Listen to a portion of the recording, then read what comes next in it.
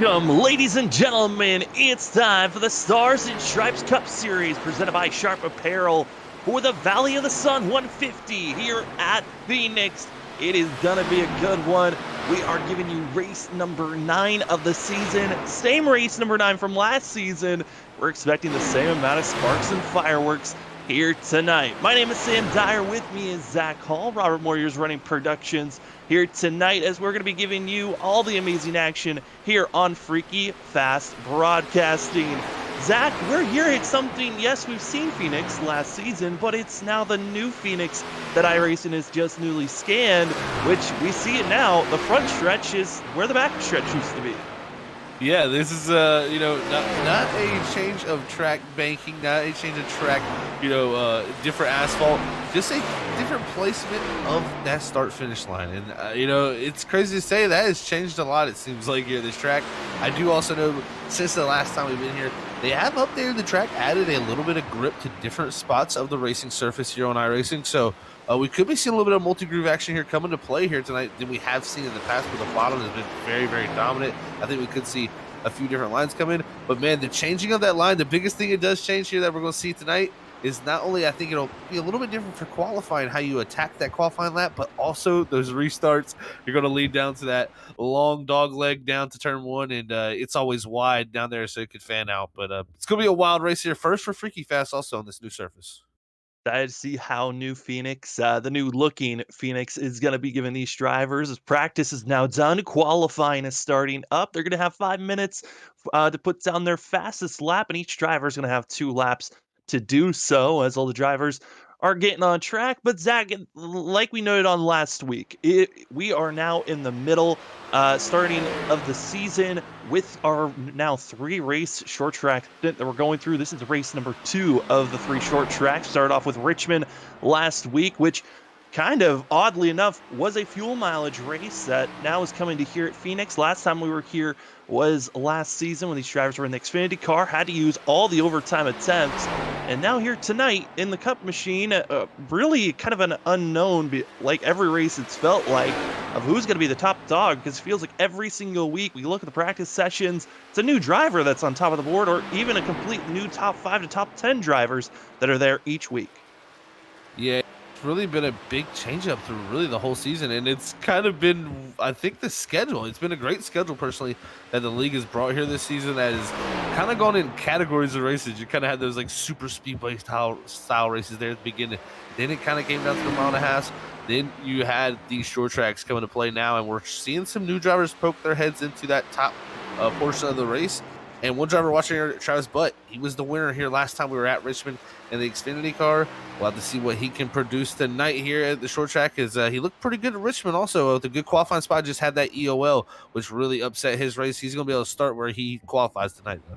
We'll see if the 00 is going to be playing the more passive strategy like he did last week, where he really put himself in a bad situation early. But one of our fastest drivers during practice, trying to translate that now. You see that at the 68. Also a former winner of this season, the 88 of Timmy McNally, and seeing drivers hitting the course. And again, all the drivers are hitting the track at the same time. They've got 5 minutes to do so. That's why we're swapping so quickly through, giving a picture of all the drivers. But this 88 of Timmy McNally comes in with the win, and it's very important for the 88. He's actually outside of the top 12 coming into tonight's race, so the 88 machine needs a solid run, but technically doesn't need so because he's got his win locked into the playoffs as long as he finishes out the rest of the season.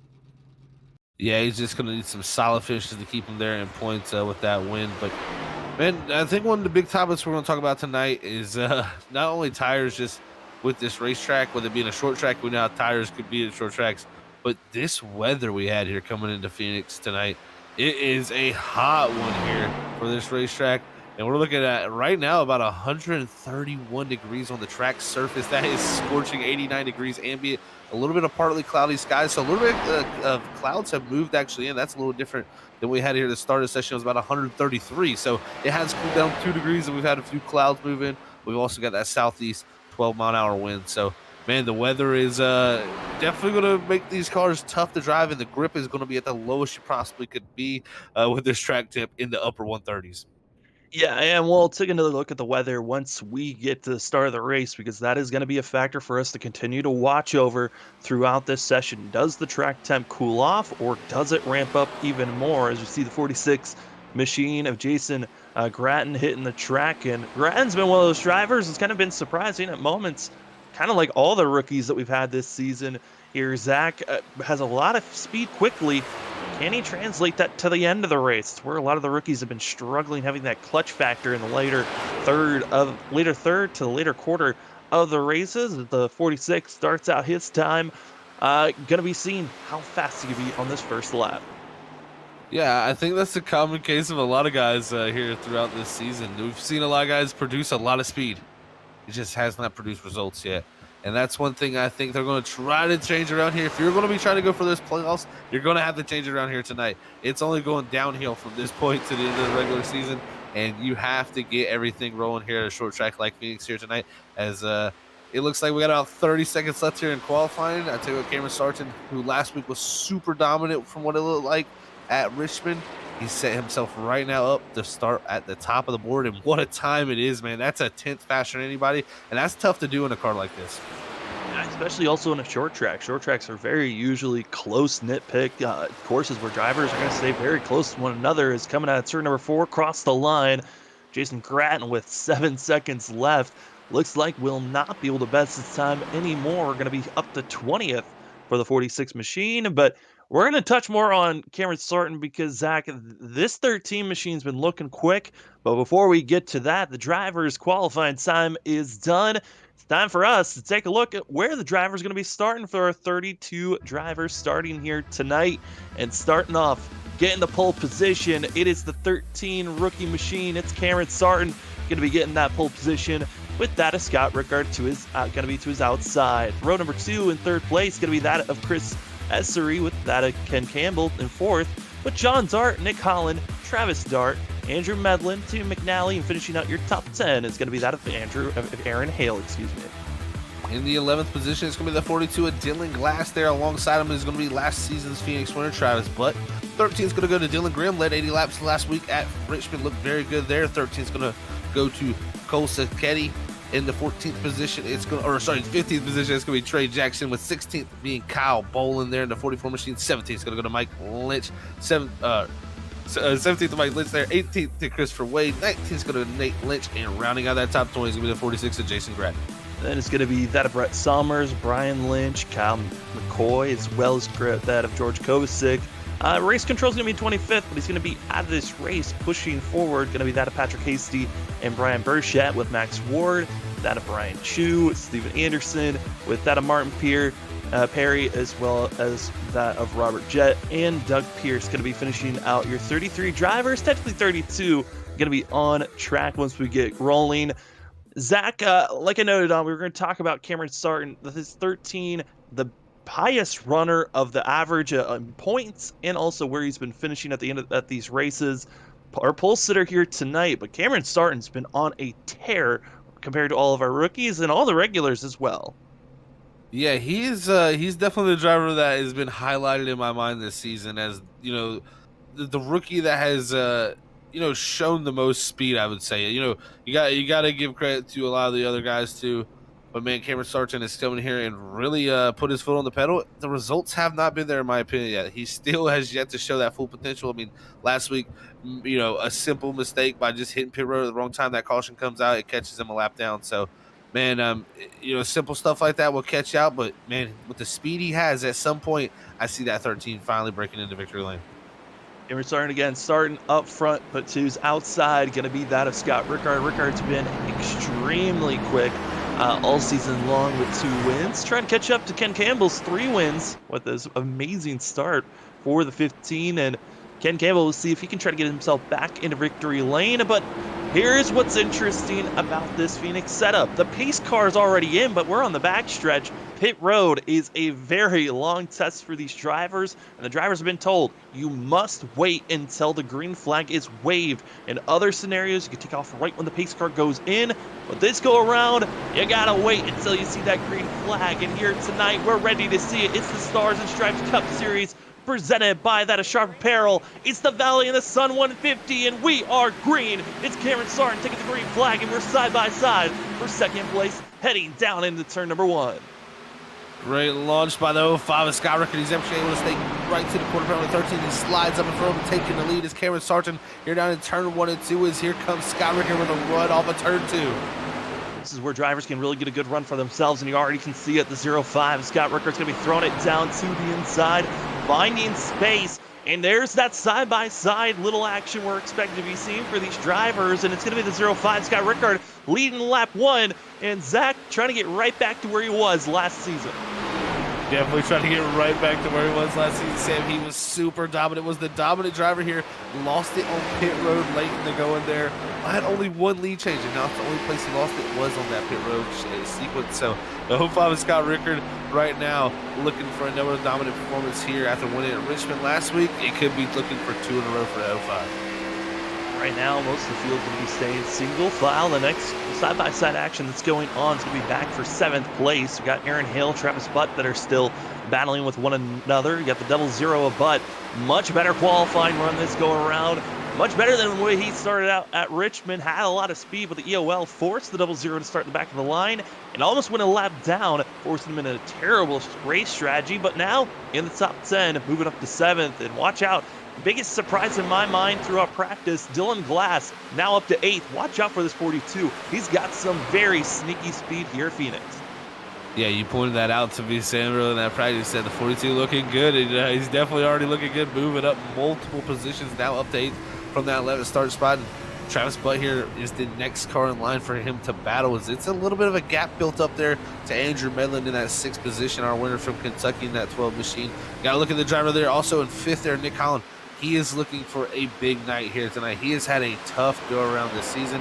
It's just been a lot of bumps and bruises throughout this season that has took Nick Holland out of contention right here, as he's right on the edge of making those playoffs. And we know the speediest guys. You can see Glass there getting a little loose as he was trying to battle Butt there.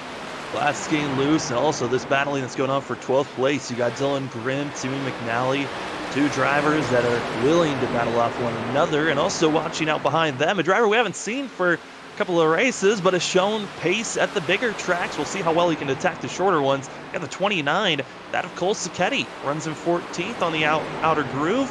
I'm excited to see what Cole's got for us, because we've seen him have some speed in the early going, but has had that trend that the rookies have had, where they find some misfortune in the middle to later end of this race. But on the aprons, the 88, Tim McNally, extremely low and losing speed, now dropping 4 positions for himself.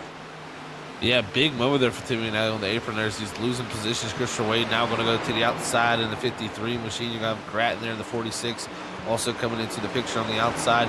Yeah, that's a big moment there for Timmy McNally, one of our winners here from a few weeks ago. He's just not, had the greatest start to this race. And from what I'm seeing, a lot of guys loose on entry here and loose in the rear ends as they get to the corner. And Wes telling me a few guys get a little bit over aggressive, driving in too deep and losing those rear ends, as this low downforce package with that small spoiler, it has no grip when especially when the temperatures are this high. As you can see there, Kyle McCoy now going by.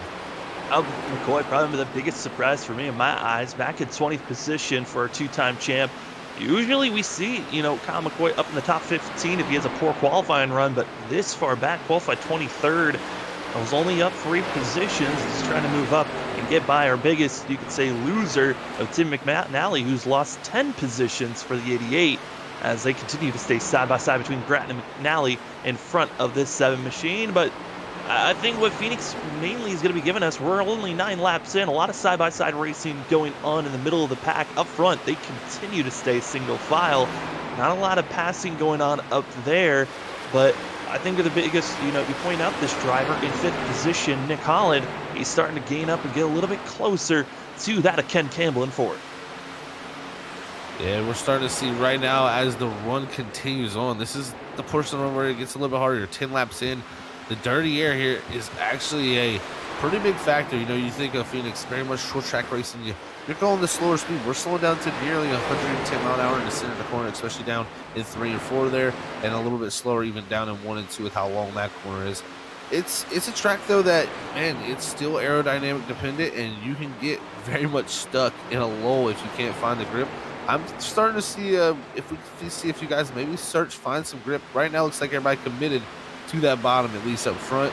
As like you said, Nick Holland there starting to close it down on King Campbell, who finished fourth in Richmond last week, running fourth here again tonight, showing his short track prowess. But Nick Holland needs every point he can get in the 68.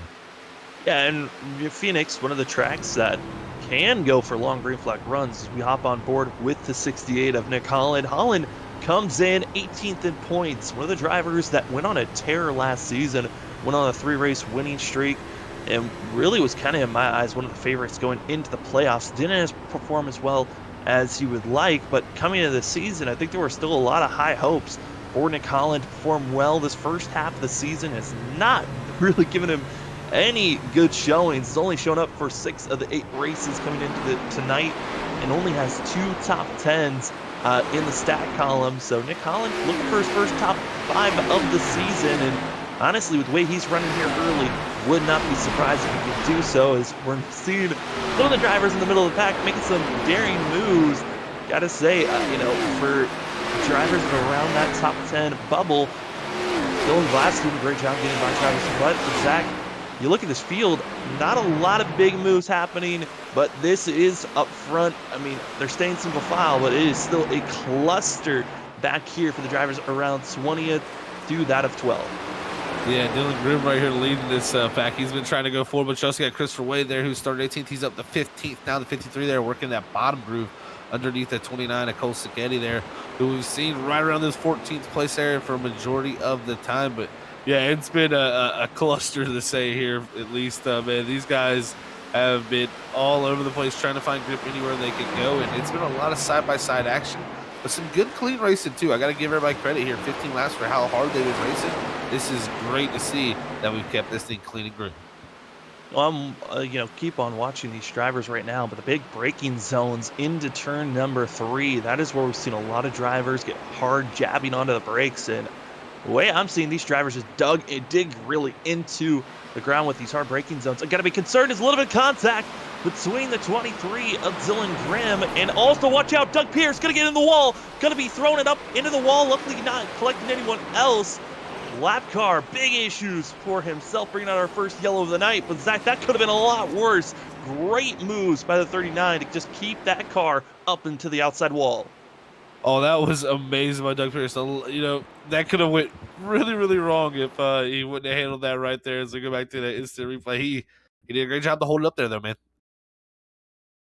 Even race control, giving big props. Going to be seeing Doug Pierce just come in a little bit too fast. Was not able to get into his braking comfort zone. Goes right into the outside wall with too much speed, but cranks it hard into the right, keeping that 39 into the outside wall. That could have been the end of the day for Grattan, McNally, plenty of other drivers that are in that gaggle of cars.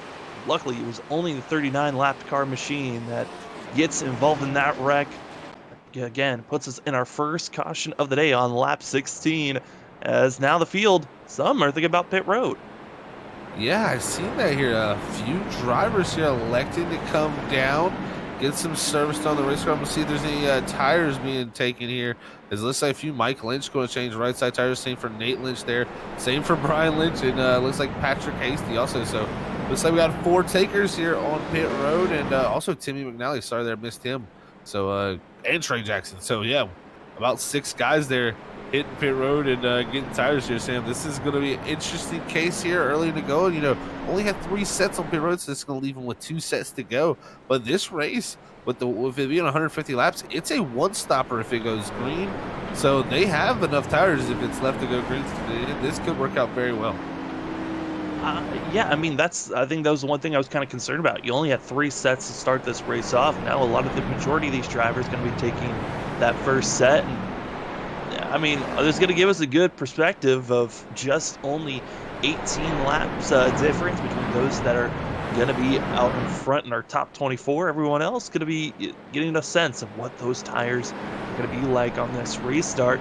I think for Scott Rickard and many others up front, I don't think they're too concerned about, the strategy change. But if you're some of those drivers in that big gaggle of cars like Dylan Grimm, Wades, Ketty, that are around that 12th to 15th position, I would be slightly concerned on the drivers that just took tires, because they can get by you very quickly here if you're not careful, and then you can be losing a lot more ground. And you don't want to lose too much track position, because we've seen track position even last season cost the driver a win. That's Scott Rickard that had a very poor strategy call late here at Phoenix last season after dominating the first 100 laps of the race, had come into pit road, got trapped back in 7th, 8th place, and then had to figure out how to come back and was not able to get that lead back for himself. So for a lot of these drivers, strategy call early. I'm liking this call, but it also is slightly hesitant for the drivers that did not come into pit road in the back half of the field. Yeah, it's one of those risky calls. If it works out for you, you're gonna be smiling. But if you're sitting back there without an extra set of tires here at the end of the race, if we get a few cautions here to really set this up, it's gonna be a tough break for those drivers. But man, yeah, Scott Rickard, it shows at any point you can lose this race, man. It could come down to a green light checker. We all hit pit road, and you don't get the right pit stop. It is detrimental to the end of the race, and it's just tough to pass. It just shows you how well the competition is out here, not only, but it's just overall how the racing is in this Gen 6 Cup car. As drivers getting set up, pace car goes in, but we still about a half a track to just pace this one out. Gotta give big thanks to all the amazing sponsors. We'll touch more on them later on at Butt Kicker and Advanced Sim Racing. But up front, it's going to be that of Scott Rickard, Cameron Sartin, Ken Campbell, Chris Essery, and Andrew Medlin. Going to be your top 5. Again, stacked up, ready to go. Going to be 21 laps in, 130 to get going. Here for the Valley of the Sun, 150. We are green. It's the 05. Scott Rickard going to be sending it right through the dog leg and into turn number 1. Great start for the field as they fan out down to turn number 1 here, 2 by 2 from the second position on back. And Scott Rickard looks to pull away here in the opening laps. We got to remember these are older set of tires here. We already see about a second of fall off there before that caution came out. We'll see what the new set of tires will do for that group of 6. The group of 6 leading that posse is going to be the 2 of Mike Lynch back in 22nd position. We'll give updates here periodically as, oh boy, Dylan Glass gets hold on to that machine. The 42 can touch the apron coming in through the dog leg, got extremely loose. That is always the concern when you try to cut the course. And now on the backstretch heading into turn number 3, I think for all these drivers that are 10th on back, they are happy to see the 42 pointing in the right direction.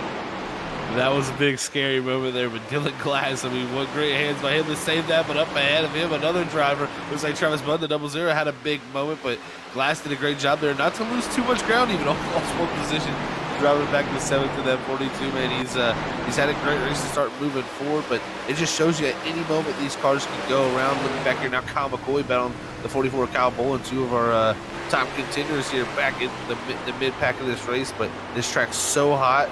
It's so easy to make a mistake like that, even with the upset of the banking right there. I think a lot of guys considering not to cut that dog leg just due to that, how tough the surface is right now. We said we were going to touch about the weather. What is it going to be like? As you can see on the top right, the track temp still 132 degrees, and that has gone up since qualifying, still around the same number that it was during practice. Zach, that is such a scorching hot track. What are these drivers truly feeling out there around one another? Just no grip. These cars are not wanting to stop. When you get these hot temperatures, it's a combination of everything. You have no front grip and no rear grip, so the car does not want to stop. And when you finally get it stopped, it does very, very much get very, very loose. And when it gets loose, it's hard to catch at these hot temperatures. And also, due to the temperatures, you're heating up the tires more. The more heat there is, the more contact surface there on the tires is heating up, and that is going to lead to degradation of the tire. And these drivers are going to have to wheel it around this 1 mile track here at Phoenix. Wheeling it is especially what a lot of these drivers are doing right now, and I'm loving the fact that we're seeing all the different drivers and how they're attacking. Noted on it, we're going to be seeing drivers try multi-groove racing, and in the middle of the pack, that certainly is what they're doing. As we're on board with the 12 of Andrew Medlin.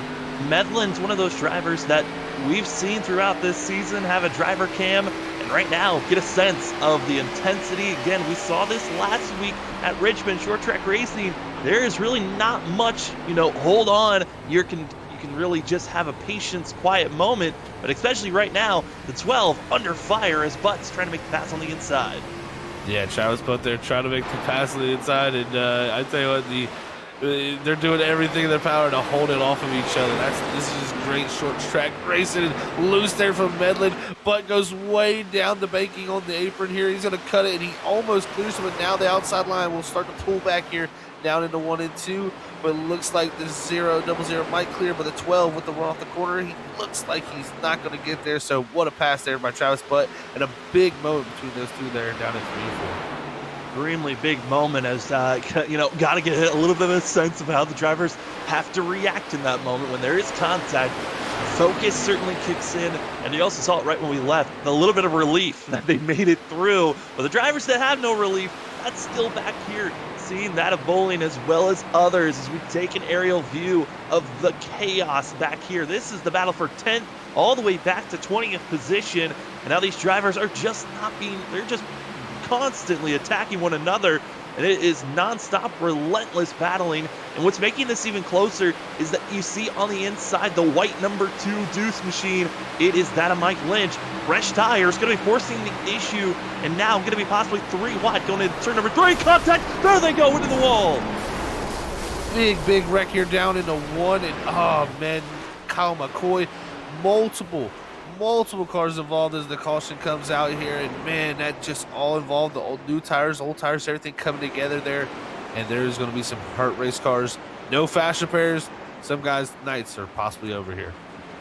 And it is just a pile up, really. Once it struck, all the drivers nowhere truly go, and there's a lot of drivers that needed some good days that are involved in this wreck. But it all starts up front, and see the two just completely come up, trying to make the entry into the corner, but just completely takes out all the drivers that were around him. Lynch is, you usually don't like to see, family members take each other out, but Mike Lynch just nowhere to go and runs into the 25 and 8 Lynch, and that's what causes this chain reaction where you just see everyone continuously piling in. Trey Jackson involved with that one.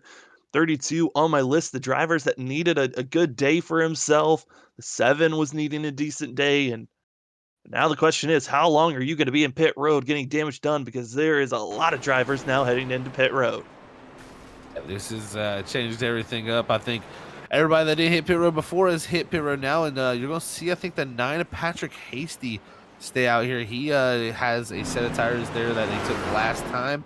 I wouldn't be surprised also if you see the 88 Tim McNally. We'll see if he came down, because he missed that wreck, so I'd be surprised if he came down. He did. So, but it looks like he didn't take tires. It looks like he might have just got some fuel, because he made a major jump on pit road. So yeah, the 88 Tim McNally there, you sent that caution well. As remember, they just came down before that caution, so it's going to work out, I think, pretty well for a few of those guys. But most of the drivers who took those new tires, like Mike Lynch, Nate Lynch, they were all involved in that incident.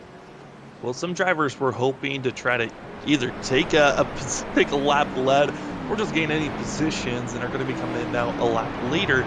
That of Martin Perry, as well as seeing that of Steve Anderson and a couple of other drivers going to be coming in later. But up front, staying out, big shocker in my mind, Travis Butt, Aaron Hale, 2 drivers that have not pitted here today, are your front 2 currently. Then you've got Patrick Hasty, Brett Salmers that are going to be the other 2 drivers that came into pit road 16 laps ago under our first caution of the day. And the rest of the field, they have just came into pit road, got service done, but like you noted on there, Zach, Timmy McNally on those older tires just went with fuel only. Yeah, this is going to give us a little mixed bag of strategies here and different agendas on this next restart here. That's going to be definitely interesting with our top 2 on the oldest set of tires there of Travis Butt and Aaron Hill. But Patrick Casey there, Brent Somers, they both were able to come down the time before, so they shouldn't be on too bad tires. Same for Tim McNally, but Scott Rickers is definitely going to be looking to climb his way back up there from that 5th position. He dominated that Xfinity race, and he's trying to do similar things like that. As him and Cameron Sargent right now have been the true drivers that have kept that 1-2 position for the majority of the night. Well, I'm basing this off of the amount of time drivers were in pit road trying to get damage repair. We've got about over half of the field, it looks like, that had to come in and get some type of repairs done. So starting off with that of Travis Dart in 15th position. From 15th all the way down to 31st position, they are in pit road, getting repairs done. Still in pit road is going to be in 20th position Mike Lynch, Nate Lynch, that of Robert Jett, and as well John Dart. Those 4 drivers still getting repairs done as the rest of the field stacked up, ready to go racing here. But Zach, a huge surprise seeing the amount of damage here in our second caution of the day. Yeah, already a lot of damage here to take out a lot of drivers and have them already beaten and bruised up here is going to be coming by for 34 this time. That's already half the field down, man. We'll have to see if they can keep it together here, though. How well can you try to rebound from this? For some, it's just damage repair and hopefully you can get some decent points. For others, it's still a potential chance for a win. Up front, old tires versus new. It's going to be Travis Blatt, Aaron Hale, going to be your front 2. They're already on the loud pedal. The 4 ducks it extremely high as the 00 cutting the dog leg and already going to be having over a 2-car length lead into turn number 1.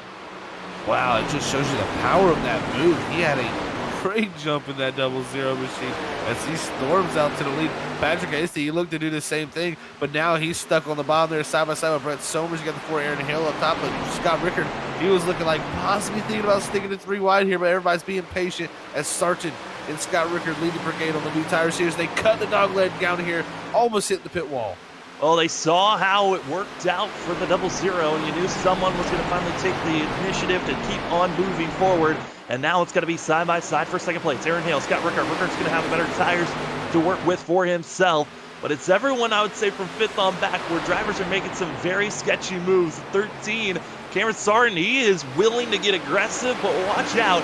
He's got some very colorful scheme drivers that are willing to make any types of moves up and extremely low. It's the 42 of Dylan Glass passing 2 drivers in that dogleg cutting move. Yeah, that's Cole Sacchetti and Kyle Bowling up top there as the 42 tries to go around him. He's trying to even get Chris Esser. Also, you got Timmy McNally up ahead of him. Dylan Glass already in the early going has been showing his strength to make passes, man. He has really been good at that and has had some wild moments here already, but showing strength is now up front. Scott Rickard dives across that dog leg. He's going to clear the 00 as we head down to 3, and he's going to go right back to the lead here as Travis Butt drops back to second. This is 3 wide. Oh my goodness. This is not safe. You got drivers on old tires. That's Brett Somers stuck in the middle for the 17. He's going to do his best. Dylan Glass trying not to push up into the 17 too much as they head down into turn number 3. It's the 42-17. These 2 drivers battling for 11th position, but you can see we're 3 wide once again. It's the 44 who gets out of trouble there, Bowling, and constantly we're going to be seeing these drivers that are on older tires. They're going to be just fumbling around, trying their best not to lose too much ground. But Zach, it is a hazard with the amount of drivers on old tires that are still in front of this large pack. And right now, it's the 17 of Brett Somers that is in the scariest position. He's still got side-by-side action behind him. Yeah, this is, man, Phoenix has already showed tonight there's been a hornet's nest of action here back around this 15th place position. And it's shown again as Somers there. He's got that 209 Travis Dart there directly beside him with the 53 of Christopher Wade. Timmy McNally, remember, he's on the older set of tires also. He's dropping back with 46 of Grattan going to his outside. You got Kovacic there. I mean, it is everybody here in one little spot back here in 15th, all battling to go forward here. Early in the going still, man. This is early in the race, and everybody's showing a lot of aggression.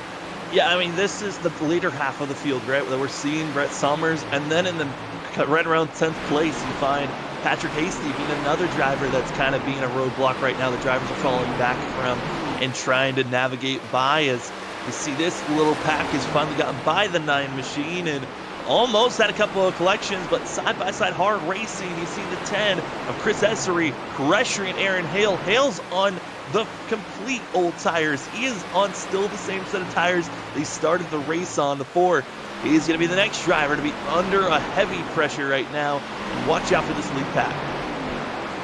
Aaron Hale always so smooth, and even on these old tires here, they're going to look maybe make it 3 wide. They don't do it, but Sacchetti goes by here on the bottom by the 4 car to put himself up into that top 10 position now as Aaron Hale drops back another spot here. Kyle Bowling will go to the inside, but Aaron Hale doing a good job of holding this line. Even though he's on the older tires, he's got the less pace, but he's done a good job of just staying where he's at. These guys allowing everybody on the newer tires to make moves around. Trying to make as many big moves as possible as We're seeing all the drivers and where they're at. You also see the manufacturers and the drivers are rocking for themselves, and we're still 2-3 wide. Right in on the back bumper at 42 with Dylan Glass, and Glass gets a nose, a full of the 10. Seeing that of Chris Essery, trying to not lose too much ground. It's the 42 of Dylan Glass with that sneaky speed and very aggressive moves, now moving up to 7th position. Like you said, just very sneaky, man. He has been making great moves. And look here for Travis Butt, who's the older set of tires here also. He's going to make the move to the inside of him here now, trying to take another spot to slide him up to 6th here. As looks like Chris Essery going to follow through. Grim maybe going to stick it through 3 wide. This is a, I don't know about that contact there between him and Cole Sketti as the 23 Grim finally backs out of that. That was a very aggressive call, but he took the most out of it as he lost the positions. A big credit to everyone involved in that one, because honestly, that type of a contact can easily get these cars so unsettled and just spinning around in an instant, but able to hold on, now attacking again. Do want to give you updates again. We had a lot of drivers that were in pit road still trying to get repairs done. Others have already called it a night. That of Robert Jett, John Zart, and Brian Chu have all called it a night for themselves. Not going to be able to finish out the rest of this race. Still in pit road, just leaving pit road, excuse me. Going to be Nate Lynch, as well as we continue to watch the battling here for that of 12th, 13th, and 14th position. And side by side, it's still Aaron Hale and others. As this is the battling, actually, to take that back, that we're watching for the battle of 9th place. Oh, there goes 3 wide here again. Almost the same exact incident we had before there. The 23 looked to put it in between the 00 and the 44 Kyle Bowling, and the 23 bags out of it again there. He thought, you know, man, he's seeing the run he's got there, but he's got to wait a little bit more, maybe go to the inside to make that pass. And now Christopher Way going to go to the inside of the 00 here, as, man, that was a big moment again there off of 4. I mean, that's one of the things that we're watching right now. I mean, Christopher Wade, one of our drivers that has been the most consistent, might not have some of the flashiest runs, still has not won this season, but give giant credit to the 53, as right now drivers still over contact as Grimm just overbearingly aggressive currently. And these flatter tracks, not a lot of banking. We saw this last season where Dylan Grimm was so aggressive and got him some wins. And right now, he's got to be careful for himself. The driver that's been under the most pressure, try to go with the strategy call, got to lead a lap, got to get himself, some help here. Zach, we're going to right now on board with the 00 of that of Travis Butt, get a sense of what he's feeling right now after we got to see that at Medlin earlier. Yeah, this is the position that a lot of times you don't want to be in as a driver, is on the older set of tires, and you got everyone on a new set behind you, and you're just trying to hold on here. He's doing his best here to hold on to some point where maybe there'll be a caution that it'll allow him to get his track position back, where this group of drivers, they won't have a set later in the race if it comes down to that. So right now, Travis Butt doing a great job, even on the older set of tires, only dropping back to his position. And as you can see from the cam here, it's no easy job. That wheel is being turned left and right, and he's going through the corners turning right. I mean, that shows you how tough it is here on the older set. I mean, he is doing everything possible to make sure that 00 is pointing in the right direction, and still he's on the tires that he started off this race with, Zach, and that's 51 laps that have been put down on these tires. So he's doing his best, 13th position, highest runner of the drivers on older tires. But I think that is going to be the biggest reason on why we're seeing him just working that wheel so much, is now catching up with more live traffic, as there's the 25 that he's going to be driving on the outside, getting through. And we're seeing all the modified vehicles that were involved in our second caution of the night, the pile-up that collected so many drivers. We now see the battling that's going on between the 42 and the 10. Chris Essery pressuring for that 6th position on Dylan Glass. Yeah, he is all over the back deck lid of that 42 machine. And you also got Cole Sacchetti there. And along with Kyle Bowling, Christopher Wade, and Dylan Grimm, and this little train here is now to the inside, down into 3. And look at that great move from Dylan Glass. Knowing that Essery's been all over the back bumper of him, he lets him go. And he's going to try to slide in here and hold on to that position. Yes, Sacchetti makes a little bit of slip and a slide there. And great job by Glass there to give up the 1 spot and not lose anymore. Well, let's just try 3 wide into turn number 3. It's going to be that of Grimm, forcing the issue practically right in the outside wall. But it's that of Wade, able to conquer and make the pass on Sacchetti. But watch out, that 23 is still willing to make some very aggressive moves here. And I'd be concerned later on, seeing these drivers get some fresh tires back on on all four on who's going to make that big, bold move. But Zach, you noted on it, these drivers might only have to make one green flag pit stop. But the question is, when do you want to make that stop, as we're getting closer and closer to halfway here in just about 20 laps? Yeah, that is definitely the big question that's looming in my mind too here now, Sam. You know, we're past the 100 to go point. It's getting within that window of where you could almost make it on fuel if you pit from here. These guys can go, I'd say, at least at least 50, 60 laps here on this tank here. So we can see them stretch it out pretty far here, but man, at the same time, some of the drivers who have to pit like Travis Butt, Aaron Hill, they're going to have to probably be thinking about pit road around lap 80 or so. So they could possibly be seeing pit road in the next 25 laps. It's going to be a mixed bag of strategies, but it's going to be all over the place. And when you decide to come down, it's going to be so critical. We seen last week at Richmond, if you time it wrong, you get called a lap down, and it changes the whole complexity of the race. Zach, I'm going to need you to possibly go back and check to see what happened to our leader. Scott Rickard really had a falling off, had almost over a full second lead over Cameron Sarton. It is now gone in an instant, less than 2/10. The 13 has found the speed and now is on the back bumper, pressuring to see if he can get by our leader, our pole sitter. He fell back, lost the lead on lap 1. He's now got his best opportunity all race long to try to go for the lead. Yeah, going back and looking at it, it looks like maybe a little bit of getting held up by just a little bit of a lap car there. I believe that was the 39 Doug Pierce there. He was running the high line. He exited right on the door of the 39, and it really checked him up there on the exit, which really let this 13 gain. But also one thing I've been seeing, the 05, the back end of this car a little bit more slippery, a little bit more sliding out. Definitely using those rear tires a little more. Maybe Sarton here closing the gap down. The only problem now is when he gets here as we're riding on board, you can see he is right in the tracks of that 05, but here as he turns it down a little bit lower, he's trying to get a little bit clean air on that nose. It is so tough when you're at this distance. Everything does not want to work. Your front tires don't want to turn, and your rear tires don't want to grip up as you're not getting that downforce that your car really wants to have. See him still working it, really turning that wheel and also just trying to correct it. Coming on the exit of the corner, kind of that seesaw motion of just going back and forth. That is always a skill that you hear a lot whenever you go to very slick racetracks. Zach, I mean, it seems like mastering that seesaw starting once again, trying to hold on. If you as a driver ever hop onto iRacing, try a membership, get yourself a wheel and pedals. That seesaw motion is what really makes the difference between a driver that is advanced and quick and a driver that is struggling, as if you cannot master that skill. Oh, that is probably one of the best tips I can give. As my team likes to call it, micro corrections. You got to make those little adjustments in the corner to be right on the grip low at every bit of movement. You would think, you want to turn the wheel and set it to that point. Stay nice and smooth, a nice linear turn in.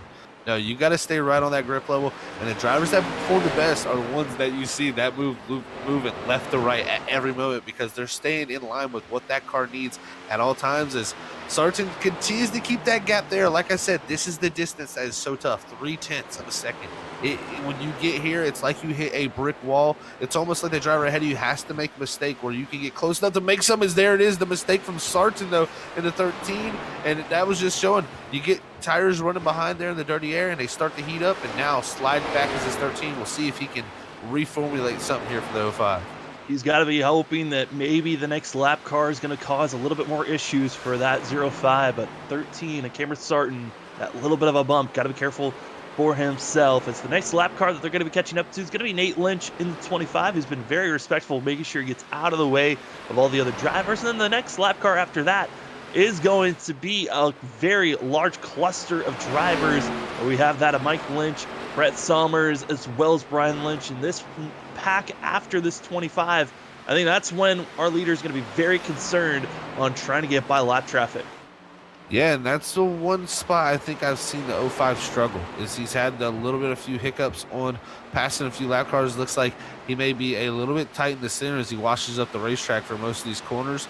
So when he gets to these lap cars, it's a little bit tougher. It takes a little bit less of room on the exit away from him. And like you said, when they get to that big pack here at the back, that's what it's really going to change up. If I'm Cameron Sarton, I got to be planning this out of, I want to be close enough to that 05 to when we get there, I can make my move. Or does he time it out with a pit stop here? When do you come down? That's also the question. Do you try to time it that you come down pit road before you get to those cars to slow you down. It's all in game right now, and it's definitely a mano battle as they pulled out almost a 3-second lead back here to Ken Campbell, who's got Andrew Medlin, who's right here on the back deck lid, along with Nick Holland, who's having that good run that we said he really needs to have. Really needed to have it for sure. And, for Ken Campbell, this is just a consistent run that we've kind of expected now this season. Coming into this Cup season, I would say the 15 was one of the drivers that we were kind of hoping would maybe crack into the playoff scene, would finish, in the top 10, top 5 a couple of times.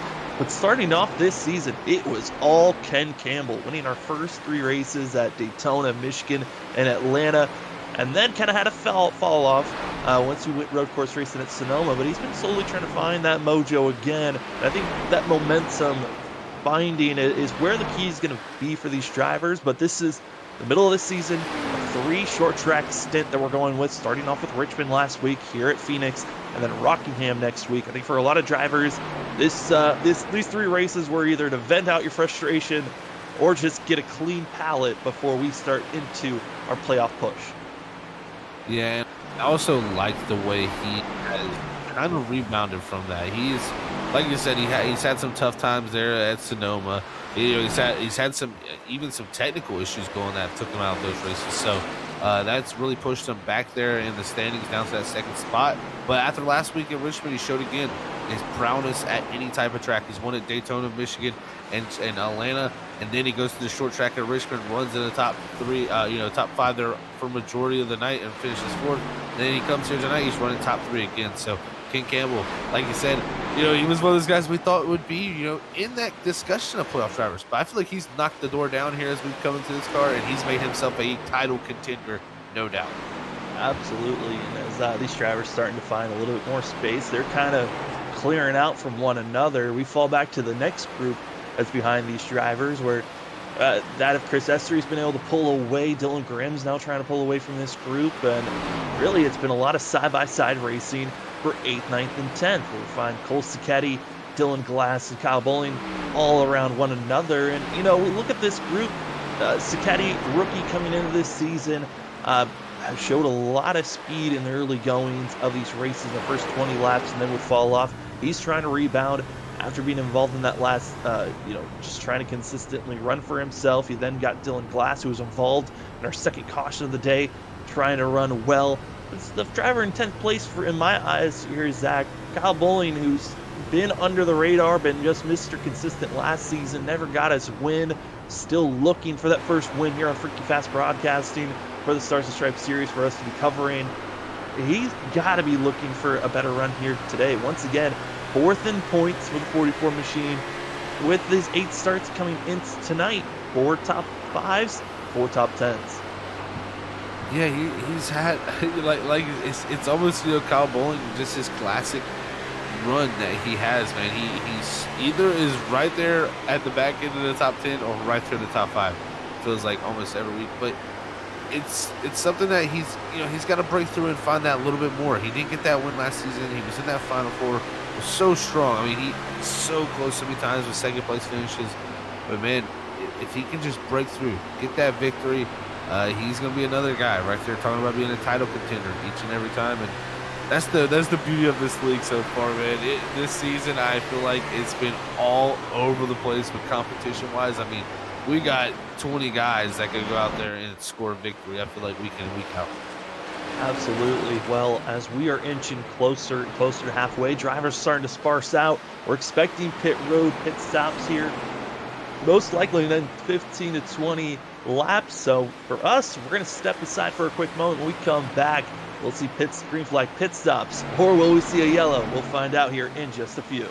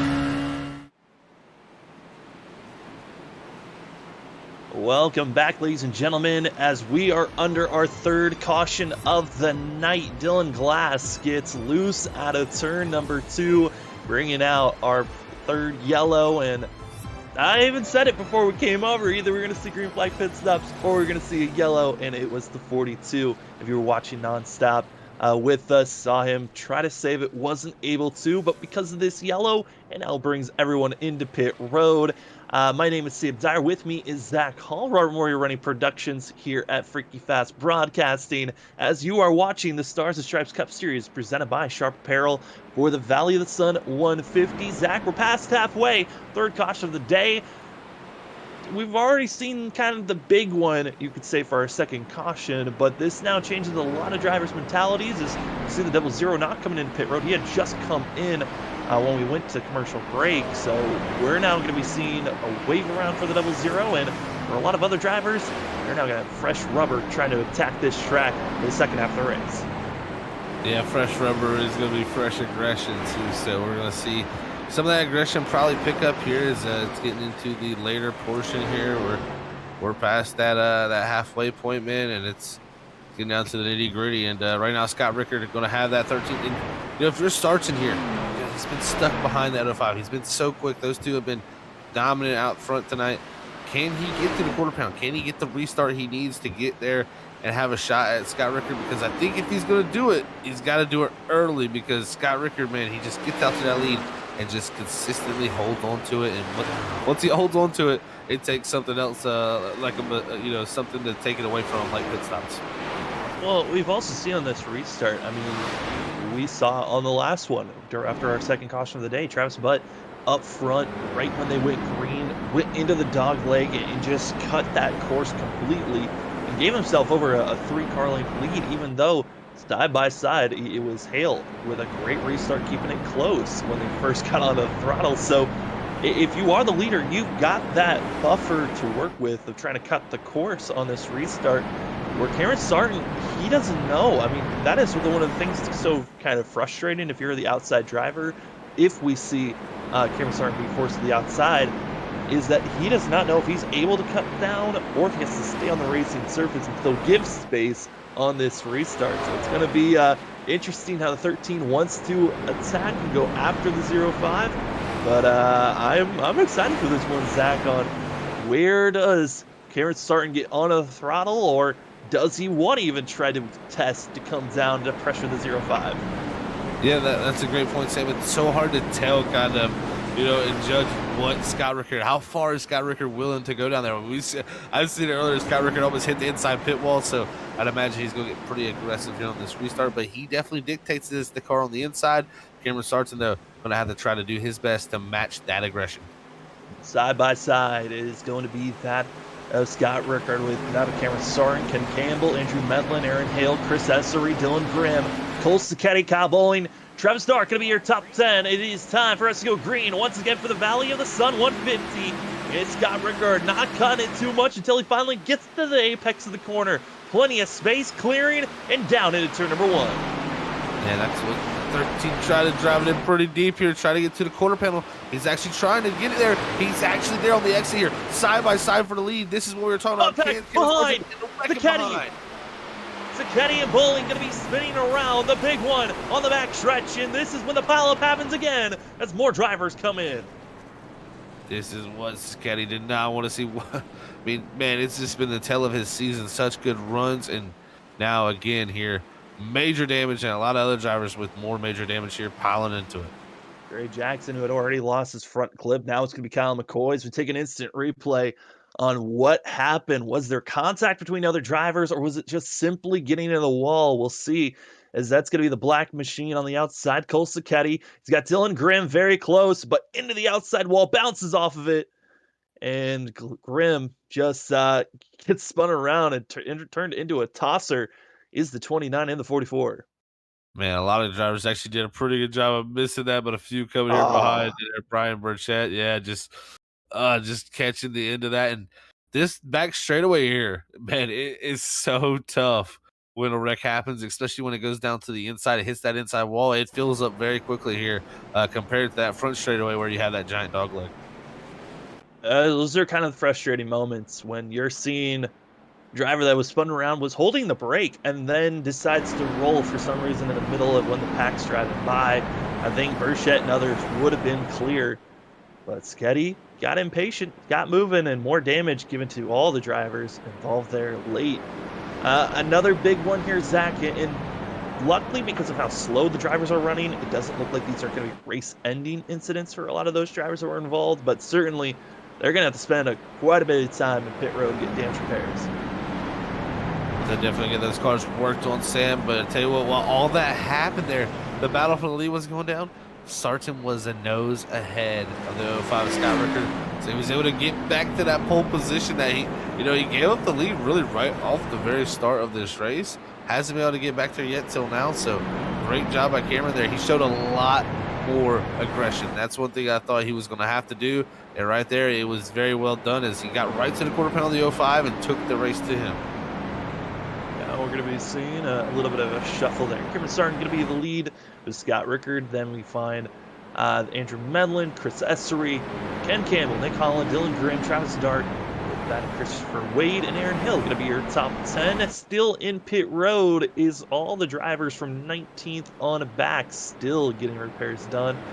Excuse me, 20th on back with Jason Grattan, McCoy, Pierce, and many others that are still trying to get repairs done, as they're going to be still spending some time, which with all the pace laps now for caution number 4 gives us a moment to talk about our amazing sponsors, starting things off with Advanced Sim Racing. If you're looking for a place to get yourself into finding a racing sim and where to even start, well, I would say this is probably one of the best places to go. Advanced Sim Racing, one of the best hubs to go for. Use our discount code FreakyFast5 for 5% off, as you can find anything from racing chassis to also just sim retail. They've been around since 2020, one of the largest growing North American retail stores for sim racing. So go check out Advanced Sim Racing. It is a blast, and as drivers are getting stacked up, also gives us a little bit of a moment to talk about Butt Kicker. Feel what you've been missing. Use our promo code FreakyFast20 for 20% off your Butt Kicker Gamer 2. And it will give you one of the best sensations for anything from sim racing to even just watching videos in general. Instead of just hearing it, why not feel it with your Gamer 2 from Butt Kicker? Drivers are now set, pace cars off. Zach, this restart could be very impactful because from here on out, I believe the drivers can make it on fuel and on tires.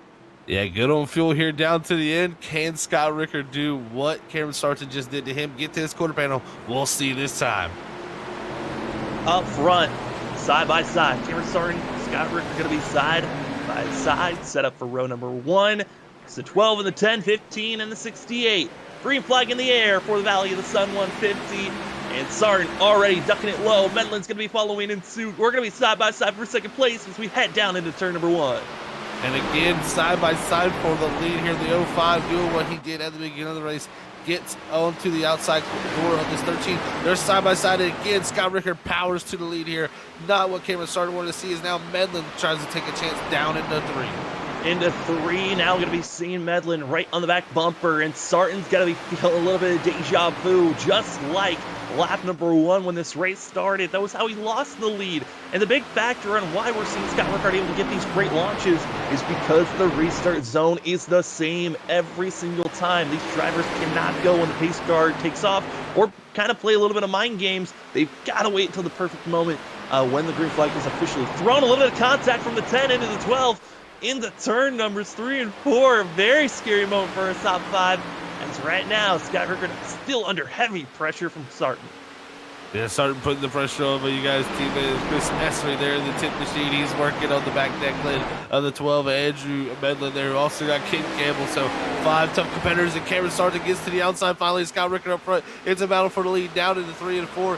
Can he do it again and get there? But here comes Medlin. He sticks his nose in there, but I think Rickard's going to clear him here off the corner. He slides on the racetrack, but contact is made by the start-finish line. What crazy racing we got going here. They know they have to get this lead. Track position is everything.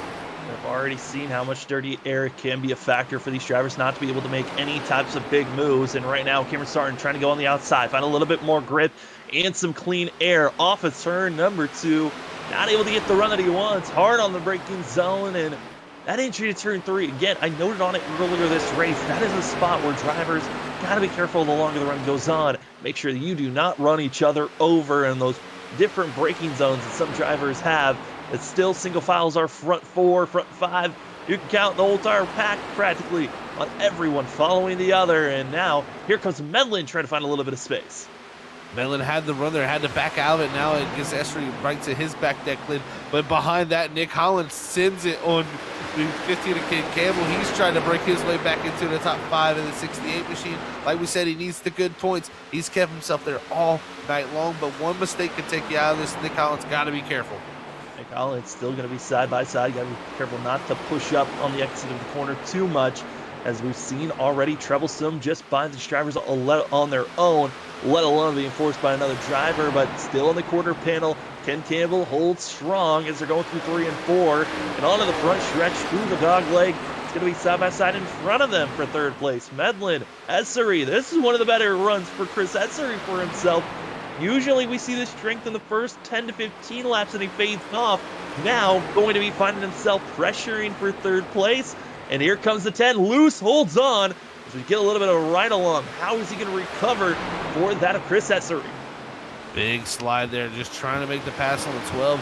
That little mistake is now shuffled him back here. Now King Cable jumps to the outside. He's also going to have the 68, Nick Holland here jump to the outside. That's got to be frustrating if you're the 10 machine was looking to take 3rd. Now drops all the way back to the 6th position here. And you can see Chris Esri now trying to work his way back past the 68, but the 68 will clear him here on the exits. He now is going to solidify back here in the 6th position. Dylan Grimm also up to 7th right behind him.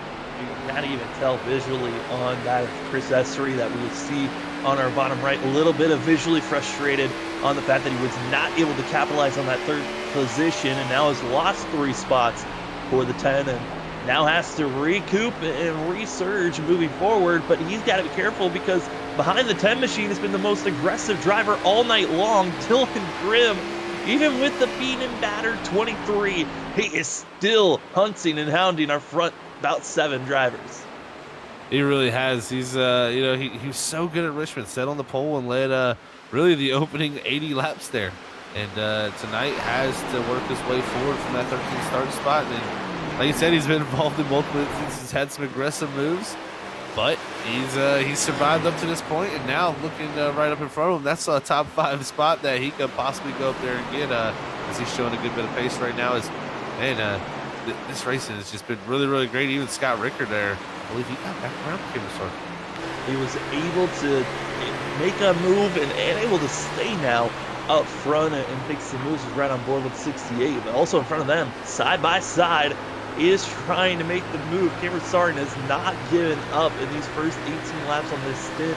As we're getting closer and closer to lap 100, we're going to take another look at what the weather is like because, Zach, we know it on it, the weather was so dramatic in the practice, qualifying, and even now. It has cooled off just slightly, 128 degrees on the track. That's 5 degrees off from what the hottest has been here today. That is, for some it might look like a small change, but for these drivers, it's still a lot of slipping and sliding, but that's got to be helpful knowing that the track's just 5 degrees cooler. Yeah, any bit that track temperature drops, these guys are going to be smiling a little bit more about the grip level that they have.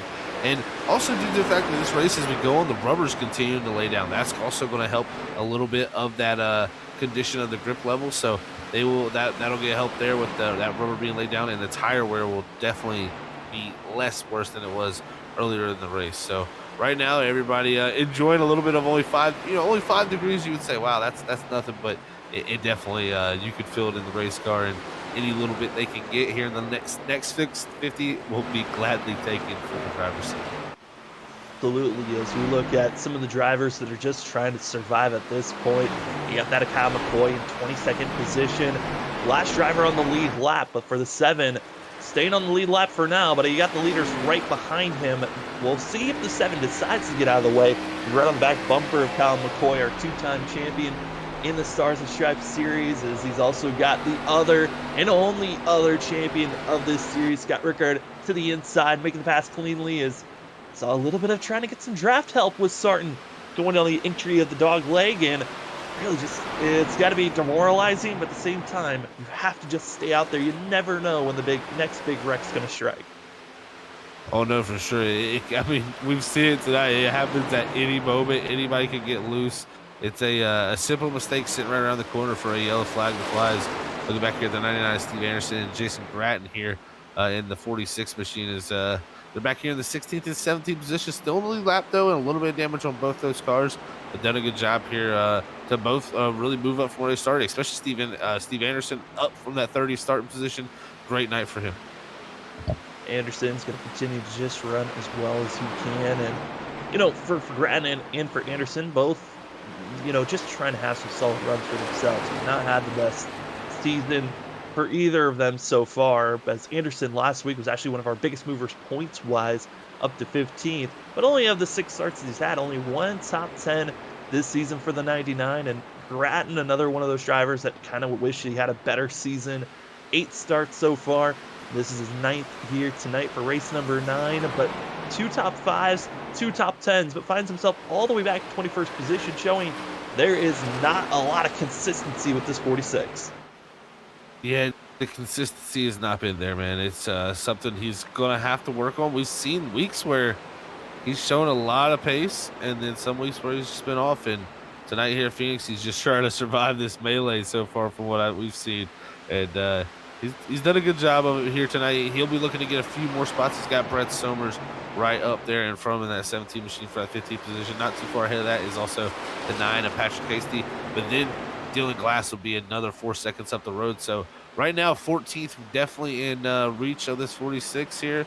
But if we get a caution, you never know. Late race circumstances could change. We could see some strategy come into play, and that's when positions are up for grabs.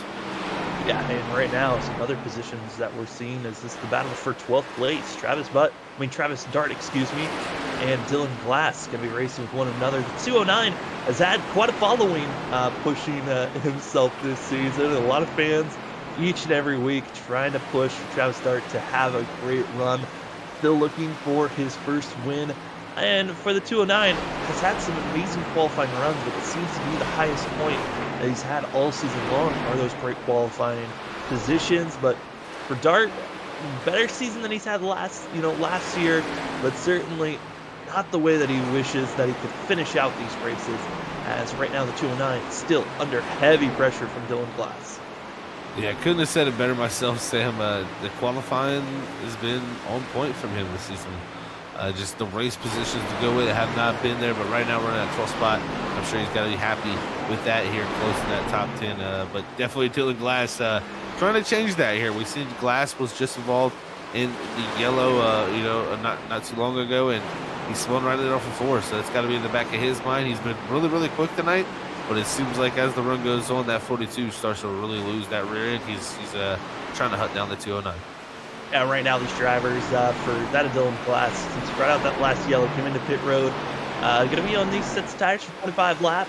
But, looking at the drivers right now where they're running, gotta say, tires, our front runners that we're seeing right now on screen, they're battling for Ken Campbell, Nick Holland, Chris Essery, these drivers all battling for 4th, 5th, and 6th place. I mean, Essery is doing a great job battling, but these drivers are now 30 laps on these tires here, Zach. They still need to push these out for quite a long more time, which that loose sensation is just going to feel to get worse and worse and worse. I'm curious on which lap these drivers are going to be the most concerned about, as Essery hounding that back bumper. Holland's got to be slightly concerned with the 10 that close, and a little bit of wiggle in the entry of the corner for the 68. Yeah, those rear tire temps are definitely out the roof right now for that 68. He had a big slide there, like you said, down there in 3 and 4, then down, or also 1 and 2, then down in 3 and 4, had another one that's now allowed Chris actually to slide up and pass for that 5th position. So Holland going to drop back to 6 here with him in that 7th spot. But yeah, Chris Essery, last time he was on the podium was Sonoma. Here tonight in Phoenix, he's trying to work his way back closer to that position. He was battling for that 3rd spot with Andrew Medlin, made that one slip. Now he is upwards of 2 seconds behind Andrew Medlin. So that just shows you one mistake can set you back pretty far. But he's worked him over and has got past one of the cars. Now going to have to get the King Campbell next. And watch out, here he comes, Andrew Medlin coming and pressuring that of Cameron's start. I thought the 12 was just going to fade back. He was about a second half, almost 2 seconds back from our leaders. Now, within 7/10 lap traffic, it's enabled the 12 to get back into the racing action. Here's that. Yeah, man, our winner from Kentucky showing the never give up here mentality. And, I had that same feeling, Sam. I thought these front two were going to run away with what we've seen for a majority of the night. But Medlin showing great pace here. He is the fastest car of these top three here. So right now, closing the gap down. One thing I can tell he's doing, he's driving it way, way deeper than the majority of these guys ahead of him. The only concern for that is we have a still long way to go. Like you said earlier, these tires are going to be feeling the brunt of that as he tries to close that gap down. Well, I'm wondering, because we've used a couple of sets for these drivers, for some they only have one more set of tires to work with. I mean, at this point, why not use up your tires? If a caution comes out, you put yourself in a position where you can get aggressive. I think that's why we're starting to see the 12 want to be this hard and aggressive on these tires, recognizing I don't think this race is going to be finishing out green to the end from this point on. Well, if I was a betting man, I'd probably bet along with Andrew Medlin if he's betting on another caution because, this is going to be a long run today. We've seen how tough these cars get to drive on this track here as the run goes on. As we watch the battle now for 6th here between the 68 and the 23 of Dylan Grimm and Nick Holland. They worked away, but Grimm doing another great job now up to 6 as Holland's going to slot back to 7th. Holland can't, take two, it's unfortunate that he's out of the top 5 now and drop back to 7th. But, man, still another good run. He's only got 2 top 10s this season. He's trying to get that 3rd here. That would be a great way to kind of turn his season around. Yeah, I mean, absolutely. I mean, top 10 is what he needs. And then also behind him in the 4, Aaron Hale, one of the drivers that I am most concerned about. If the playoffs had started right now, the 4 would have been bumped out, technically 11th in points. But because of the drivers that are outside of the top 12 that already have wins, with that win that gives them a berth into the playoffs, the 4 would be knocked out. So Hale in a must-perform type of an issue, because the driver that would knock him out of the top 12 is the driver that's behind him, the 88 of Team McNally. But I gotta say, for Dylan Grimm, trying to keep up with this pack, this group, it is all storylines in the top 10. Yeah, you got plenty of them, that is for sure. Storylines galore for sure. And Aaron Hill, he's a driver that's really, in my opinion, been turning it on here in the past few weeks too. He's really been picking up his season. We've seen him. He's not the greatest qualifier from what we've seen the past few seasons. This season, personally, he's kind of picked his qualifying up. He's brought it into almost right around that top 10 region, and that's allowed him to drive. Those drives no longer are from 20th to a top 10. It's now top 10 position to a top 5. So it's definitely been a good last few races for him here. I think Aaron Hill, if he can keep on this progression, he may be able to push himself farther up into those points where he is in. But, man, that's a dangerous place to be in. He's got to want to go get a win to help lock that in. It's shown we got plenty of different winners this season. Yeah, that we do. And it continues to just shock us. And now also closing into this pack, who's running just as fast as our leaders, Christopher Wade in the 53. See him coming in. Oh, no, a little bit of contact. Into contact. And once again, Doug Pierce bringing out another yellow. That right there was bizarre. I think Pierce must have gotten to the wall. Or got into the wall in the front straightaway, got loose trying to save it, and got in the wall again. And unfortunately, Holland could not get checked up. McNally involved in that, and really just those 3 involved, and that is going to bring out the caution, like we said. Oh, my goodness. And over the radio immediately was Nick Holland, who is vocally frustrated as we take a look at it. I mean, got loose into the wall, and then I think tried to do a similar thing where he just puts it in the wall, but because of how hard he bounced off, through the 39, back out in front of the track where Holland hit, and then McNally, and people are getting frustrated. And I don't want to, speak ill will, but Doug Pierce was running so slow here today. I don't think the 39 should have been on track, and now brings out our second yellow of the night. It was kind of in the way there a little bit when the Sifil was going through, and he's trying to stay out of it, but unfortunately, he's going to get right in the mix of it. And Nick Holland, who did not need that to happen, is going to have that happen. Is now, I believe you're going to see everybody hit pit road here and get their tires. As like we said, Andrew Medlin was driving pretty much full bore there. He definitely had the right idea there to use those tires up, because those ones they can take them off now as looks like he might have lost a lot of time on pit road too.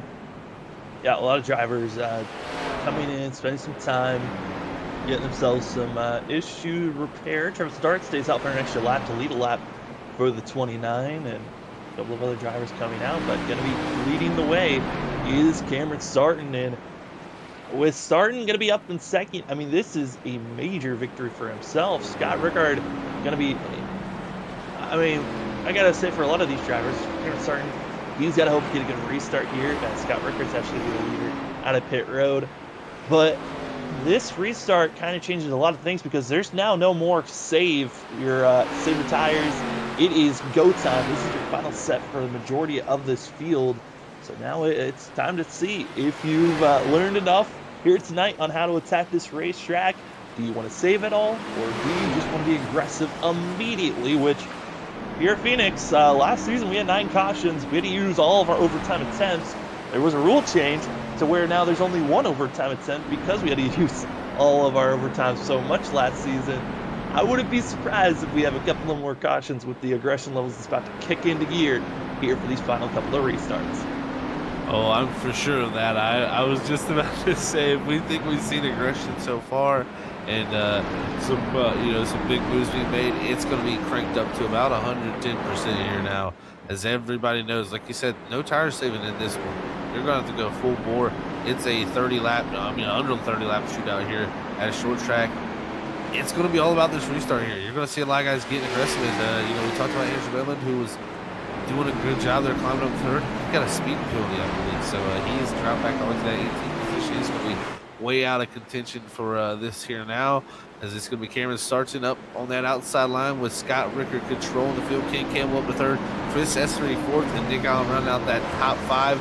If you're starting Sim, you want to do exactly what he did a few restarts ago and get to that lead here and try to hold on to the end. We've seen Scott Rickard, though. He is a tough boy to get it done around on the outside. He knows what to watch for.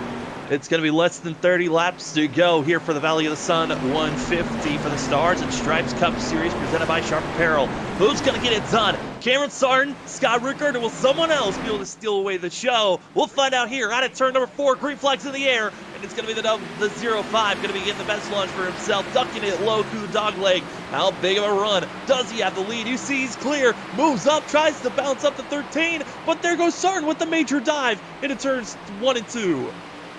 What a drive there. He really drove it into 3 and 1 and 2 there. Powers off the top. He has got the lead. He is clear for the 05. The 05 dives back underneath.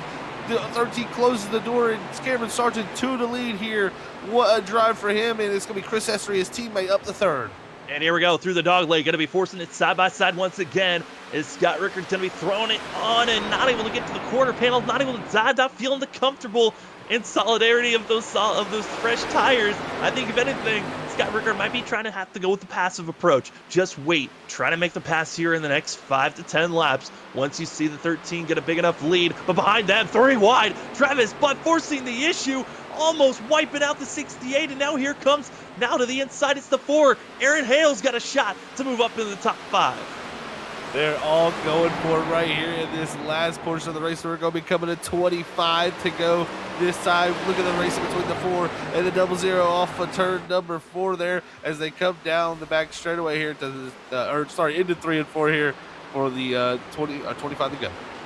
25 to go, and it's going to be that of Cameron Sarton still leading the way as we move back up front. I got to say, for Scott Rickard, he is certainly one of the drivers that's got to do something dramatic here. He's been leading, dominating, but gets loose into the entry of turn 1. You cannot get that aggressive, especially now when he's still getting loose. You can tell he's trying everything to get going here, Zach, and it's all backfiring for the 05. He's seeing his chances of winning here at Phoenix snuffed out for the 2nd season in a row.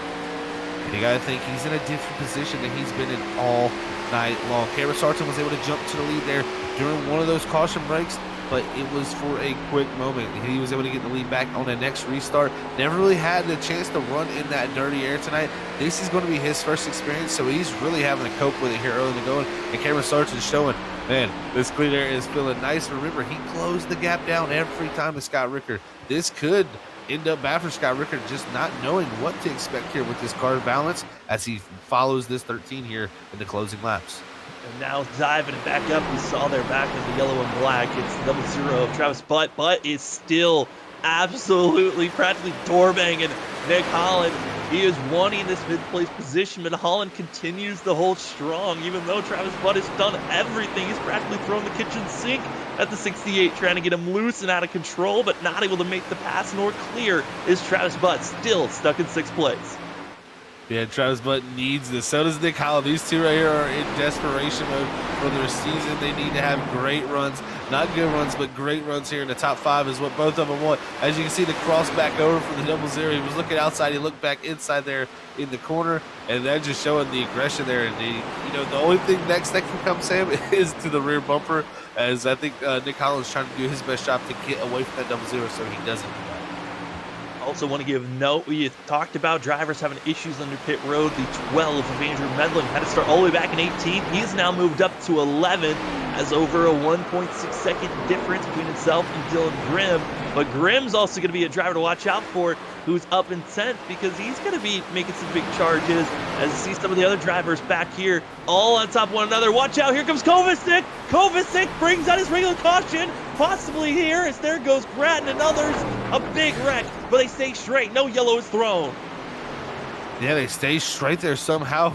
I don't know how they kept that straight on as they bounced off each other, but Grattan, they're taking majority of the damages. Kovacic was really slow in the apron. Again, slow here again. He might need to get off the racetrack as, he was right there in the way, and it got very dicey there again with that 65. I was about to say Kovacic's caution once again, because he's been on a massive streak of at least bringing out one caution a race, but just keeps that car straight. No caution for himself here tonight. Phoenix continues to stay green. Less than 20 laps to go. It's still Cameron Sartin, Scott Rickard, Chris Essery going to be your top 3. And then you've got this pack that we've been watching for a while. 4th, all the way back to that of 8th place. Still on top of one another. But this is the closest battle, and really the battle that I'm loving right now. It is that of Wade and Grimm continuing to stay side by side. And watch out, Dylan Glass. He's still up here in the top 10. Yeah, Dylan Glass has not gone away all night long. He's been battling super hard. Same with Dylan Grimm there. We've seen him in multiple battles. But now Christopher Wade, he's starting to move his way up from that 18th position. What a season he's had. It's been quiet finishes, but those quiet finishes have scored a lot of points for that 53, especially with him and Kim Campbell really starting the season out with a bang. But he's trying to march his way up here. He's in that 9th spot. He's got that 42 of Dylan Glass right directly ahead of him, and also with Aaron Hill. These positions could mean a lot here coming down to the end of the season. The aggression's picking up. That means you're not running your fastest laps. The fastest driver on track that last time by in 11th position was Andrew Medlin, who's starting to close up. But Aaron Hale in 7th place. He's seeing an opportunity here as 3 different lanes are being utilized. As in front of him, there's Ken Campbell, Nick Holland, and diving it all the way down is the double zero. Here comes Travis Butt side by side with Holland once again.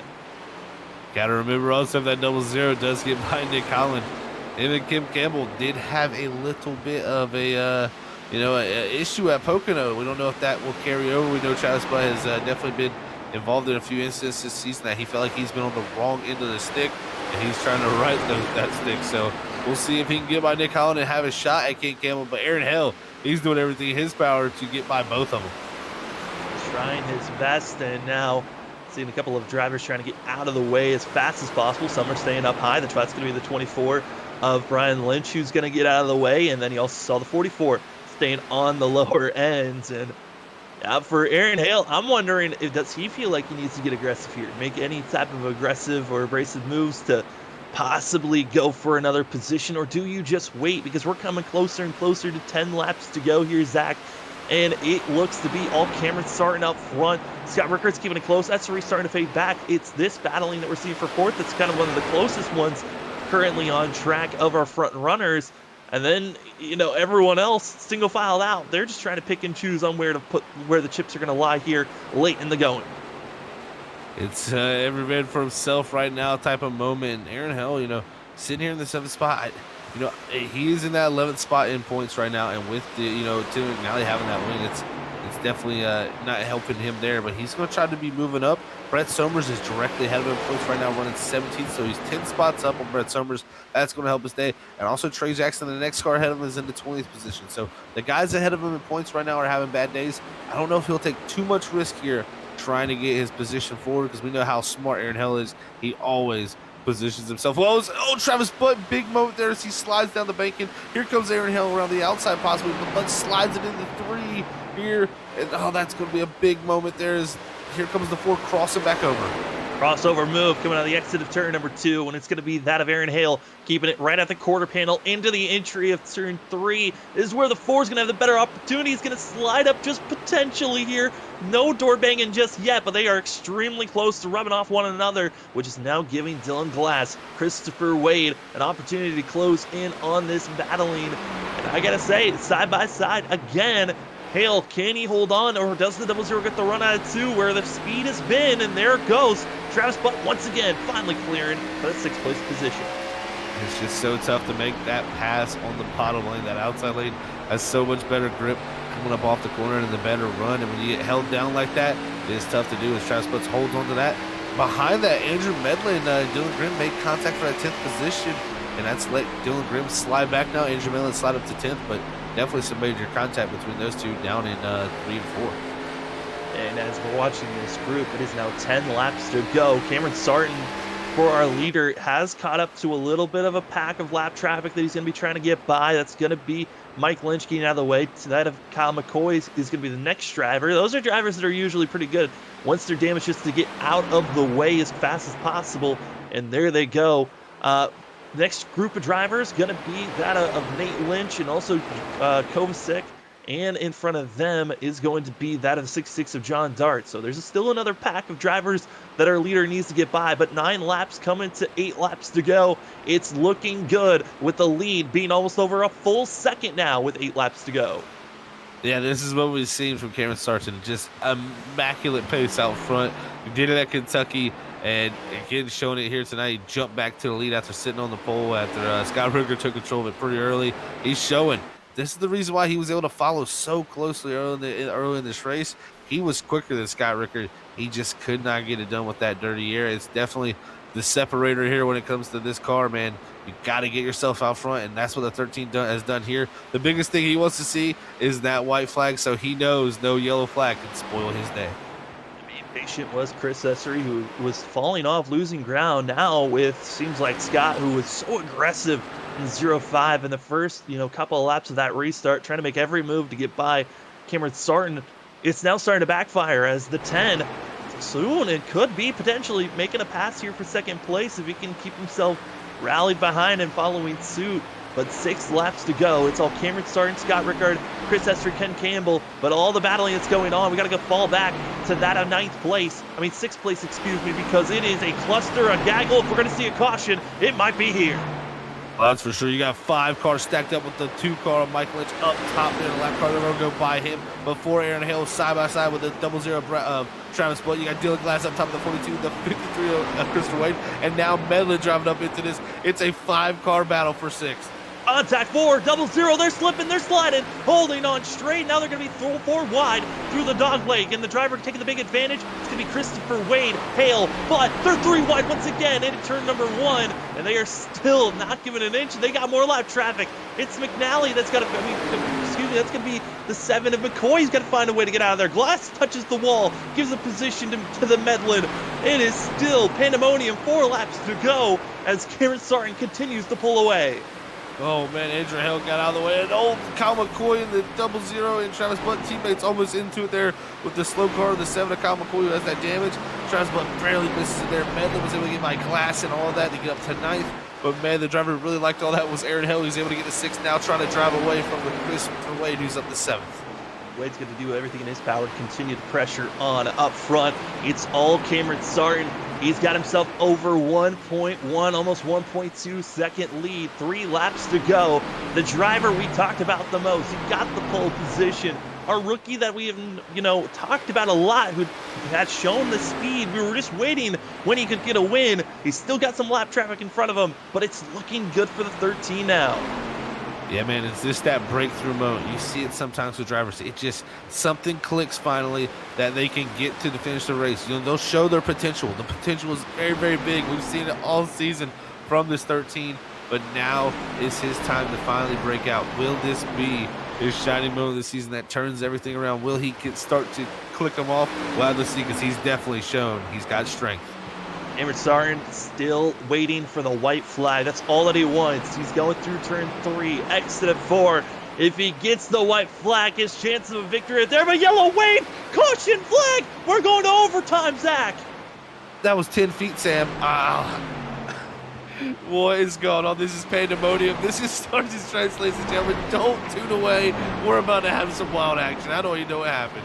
It was all the way back with the battling for 7th, that group that I noted on that was going to bring out a yellow, and potentially it did. As we take a look here at our instant replay, you're going to see the 00 and the 12 going to be contact out of the corner and just into the throttle so soon. Medlin actually never got contact from the 00, but you could just tell he was trying to get back on the throttle, felt good on his speed, but it backfires into the inside wall, spinning around, and that's what gives Cameron Sargent a heart attack, because we reset him, we stack him up for our 1 attempt at overtime. This is heartbreaking for Cameron Sargent, man. He's gonna have to do everything in his power now to decide what he wants to do. There's so many questions here, Sam. Do you even decide if you want to hit pit road here? They're going to be coming by this time. They have a lot of these drivers should have an extra set of tires. I don't know if you're risking come down, because if a group of them doesn't come down, then you're stuck behind them. So I think your hands are tied here. If you're the 13 and the 05, you're probably staying out. But this is a tough break. We'll see if anybody elects to come down. Looks like everybody so far not going to come down as we continue on. No drivers elected to do it. So maybe nobody feeling like this willing to risk there. And I agree with that. I would not want to be willing to put myself back there. Zach, I'm looking at it. I think there's only one driver that's up in our top 10 that actually still has a set left. That would be Aaron Hale. Everyone else has already used their 3 sets in pit road. So they're stuck with what they have. They made their bed and they're laying in it. 30 laps ago is when they made that decision. And with the drivers up front, it is going to be Cameron Sargent, Scott Rickard, as well as Chris Essery, Ken Campbell, Nick Holland, your top 5, with Aaron Hale, Christopher Wade, Travis Butt, Dylan Glass, Dylan Grimm, going to be your top 10, getting ready to go green here. We've got ourselves 19 drivers on the lead lap, potentially 19, excuse me, going to be on the lead lap, 18 currently, and oh boy, it is all down to this. 1 attempt at overtime. If we get the white flag, we race it to the end. It doesn't matter what if we get a call, if drivers are wrecking or not, we'll head to the checkered. But if a wreck happens before we get the white flag, this race will end under yellow. And this is our only attempt to do so. And Zach, we've seen drivers out of turn number 2 smack that outside wall, hit other drivers. This first corner is when things get dramatic, because there is a rule: you cannot go 3 wide into turn number 1. We've seen some drivers get some great launches, but they've decided to just stay in line because they do not want to break that rule. Yeah, that's going to make them stay in line for sure. So, maybe we might have some risk takers here for drivers trying to do that as we get double file back up. And yeah, this is a nerve-wracking case. And I just see some contact with our leaders actually here under the pace lap. So this is showing the desperation right here between these drivers. It looks like Sargent is pace car here too. So yeah, definitely some interesting strategies. Trying to deliberate where they want to go, it looks like. A little bit of tension.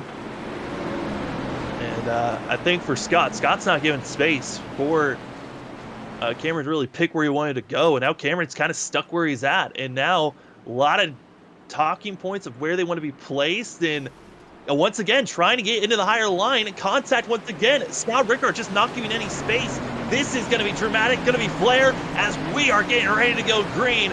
here for our one and only attempt, the Valley of the Sun 150. We are green. Cameron Sarn back on the log pedal, and he felt like the outside line is where he needed to be. And now we're going to be seeing, can the 05 Scott Rickard make the big move? He's already clear, diving into turn number 1. Contact going to be made. It's not enough of a bump, but here comes the reaction out of the corner. Ken Campbell also has 3.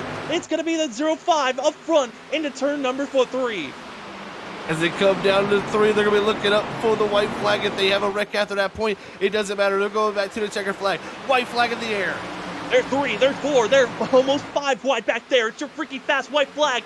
Into turn number 1, Nick Collins loose. He's spinning around as they're going to be side by side into turn number 1. Off the wall, bouncing off of it. Cameron Sarton using the wall to his advantage and taking the lead. There goes Scott, loose all on his own. And it's going to be the 13 coming into turn number 3. Dramatic flare. You don't like to say it like this, but Cameron Sarton, controversy maybe, but a victor here today.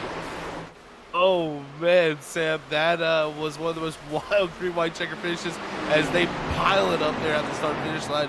Sarton was able to get back to the outside there. That was definitely interesting. It looks like out of 4 there, the 05 really lost the rear tires, and the 13 got there. He definitely hit the wall a little bit, but I don't know if it's just getting up it a little bit higher or trying to use it there. But man, definitely had the advantage being up top there. Oh, absolutely. And, they're always, I think that's going to be something the admins are going to have to look at after this race. I think Ken Campbell's going to bring it up as he got the best view of watching it. Scott Rickard, you can't blame that was the reason why he lost the race, because he got loose coming out of the corner, but teammates now get to burn it down. A rookie gets to come to victory lane. It's Cameron Sarton burning it down with his teammates. For us, we're going to step aside for a quick moment. When we come back, we got interviews with our top 3, Cameron Sarton, Ken Campbell, and looky there, it's Aaron Hale in the 4 and 3rd.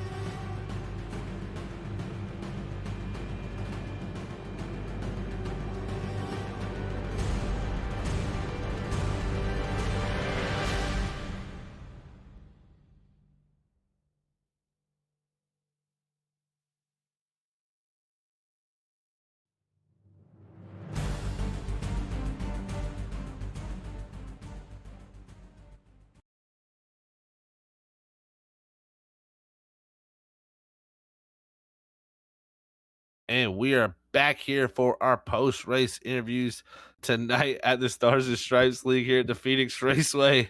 Man, what a wild, maybe controversial finish. We'll have to see what is said about this. Definitely some interesting moments coming down to that final checker flag we had on our green-white checkered here tonight. It was definitely one for the books. But we're going to move right to our post-race show here, as we're going to talk to our 3rd place driver, Aaron Hill. What a drive from this guy. Always just seeming to pull it out at the end of these races. Going to go for his third top 3 finish of the season. Let's hear from the 4 machine. Hey, Aaron and Zach up in the booth. You got a copy, man. I got you, Zach. I'll tell you what, Aaron, again, man, your third place finish of the season here. Just what a great job there to grind that one out, man. You're right around that top 5 area right there coming down to the end. Then we had that late green white checker, man. It got really, really wild. Take us through your point of view of how you were able to survive there to bring home third tonight. Oh, it sure did. Those last 50 laps or so were just crazy. 3 wide, and then you get in with the lap cars and had to be 3 wide and not be running the line that you wanted off the corner. But I was kind of on an alternative strategy all night because I stayed out under that first caution, hoping to get another one, save a set of tires, which kind of worked. I was only 4 spots below. I think I was running 10th before that caution. And then when I actually had to pit, I was 14th. So I saved a set of tires, but I didn't get the caution that I wanted to take advantage of those fresh tires. But we were able to hang in there on the older tires. We really fired off on that last restart. And I didn't really want to see that green-white checker, but like I said, we fired off. I had the right lane and then just kept high and rolled. And then when Scott wrecked there at the end, I was able to secure third. It's a pretty good feeling. Yeah, man, definitely a great points night here for you. Definitely right around that region that, a little bit of worry, concern, with some drivers outside and behind you in points with the wins. How's it feel tonight to get this good of a finish, especially for a few of you guys ahead of you in points, to really not have the greatest finishes and, kind of close that point gap and you have above you? I tell you what, it feels really good, kind of be talking to you, every other week or every week, because I had some really bad luck the first part of the season and couldn't get rolling. It just seemed like something would happen every week. And now to click off some top 3s, hopefully we can get that win. Still working on that, but I will take a top 3, like you said, for the points, and just got to hang around until the playoffs and see what happens. Well, Aaron, it was a pleasure tonight to call the action, man. It was fun for us up here in the booth. I'm sure it was wild for you guys out in the driver's seat. Before we let you get out of here and head off to Rockingham next week, we're sure it's going to be a wild one there too. Anybody want to send a shout to in that 4 machine? Yeah, I just want to give a shout out to my aunt. We lost her this week, so shout out to her and her family going through a hard time. Also, my wife for allowing me to carve out some time to come down here each and every week and hang out with you guys, have a good time. All the guys at Revolution Motorsports, great hanging out with Max and Dylan every week. Awesome stuff, Aaron. Well, thank you very much, man. You have a great night, and we will catch you next time out here at Rockingham. Thanks. All right, everybody. That was your third place driver of the 4 machine, Aaron Hale. What a drive it was for him tonight. Now we're going to move on to Ken Campbell, the man who started the season off with 3 straight wins. We're going to get him back up here in the booth since the last time he has won. So it's probably going to be for sure a good time. Since last time we talked to him was Pocono. So good time to talk to Ken Campbell here again after a great finish here at Phoenix. Hey, Ken and Zach up in the booth. You got a copy, man? Yeah, I got a copy. Hey, Campbell, man, great to have you back up here in the top 3, man. Last time we seen you here was at Pocono about 4 weekends ago, man. Now back up here in the top 3 position, man, able to bring home that second spot. A really good start to these first 2 short tracks for you, 4th and 2nd here. How does that feel to be in the mid portion of these 3 in a row short tracks? Exciting and relieved that 2 of them are over, to be honest. The smaller the track gets, the worse the worse I am at it. And so I survived 2, and let's go survive another one. Yeah, definitely somewhat of a survival race here tonight for sure. Phoenix is always a tough one, but man, take us through that last start there. That was wild stuff. Even a little bit of stuff happening there before we even got the green flag. We were trying to stay up the 2 with it, but man, everything was happening, and you were able to come away with second there at the end of this thing after running majority of the night right around there in that 3rd to 5th position. Yeah, to be honest, I wanted to see that white flag. I knew I wouldn't get a podium, but the guys that were up there really deserved it. I know they've been practicing hard, and they were running really well, and I'm like, man, I'll just take a P4. And as soon as the caution came out, I was like, man, that sucks for Chris because I'm starting outside of him. And you really wanted to be on that outside, as Cam and Scott showed you. You really, really wanted to be on the outside. And so I just ended up getting lucky with that. And, I was fine and before the restart, and now I'm like shaking just because of everything that went on. There was so much going on on those last 2 laps. I hope it put on a good show because it was stressful in the car for sure. Oh, it definitely put on a good show, my friend. We were enjoying it up here. We were going wild, and I'm sure it's gonna be what everybody's going to go back and watch for sure. But man, we head off to Rockingham next week. It's the last one before we head off into a another style track. But Rockingham, we could call it a short track, but it's also got its own tendencies too that are I'm sure waiting around the corner for everybody heading to next week. But man, what do you expect for the Rock? That's one definitely off the wall for us. Yeah, actually, if there's one short track I like, it's the Rock. And so I will go back next week and eat these words because I'm sure something's going to happen. But I really like the Rock. It's really bumpy, kind of. You feel like you get a workout when you go race there. And the high banking, it's just really fun. I haven't done it in the Cup cars. I don't know what the Highline's going to do, so that'll be interesting to see. But Rockingham always tends to put on good races, and so I'm super excited for it. Well, man, we're super excited for it too, Kim. Congrats on second here tonight, man. Before we let you get out of here, Ken, anybody want to send a shout to? Yeah, first and foremost, my wife and kids, they're fantastic, supporting me at sim racing. My teammates, we were talking a lot, doing a lot of stuff tonight, helping each other out, and so they're a great group of guys. Everybody at Stars and Stripes Racing, it's really fun to race with these guys. My sponsors, Campbell's and Auburn University, and you guys up in the booth.